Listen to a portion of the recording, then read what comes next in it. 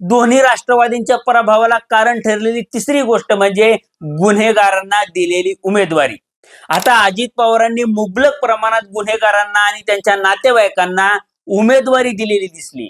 मग आंदेकर कुटुंबातले सदस्य असतील, गजा मारण्याच्या पत्नीला दिलेली उमेदवारी असेल किंवा बापू नायरला दिलेली उमेदवारी असेल, या सगळ्या उमेदवारांची प्रचंड चर्चा ही मीडिया आणि सोशल मीडियातून झाली। म्हणजे भाजपनं गुन्हेगारांच्या नातेवाईकांना उमेदवारी दिली नाही असं अजिबात नाहीये, त्यांनी सुद्धा गुन्हेगारांच्या नातेवाईकांना उमेदवारी दिली, पण अजित पवारांनी ज्या उमेदवाऱ्या दिल्या त्याची जास्त चर्चा झाली।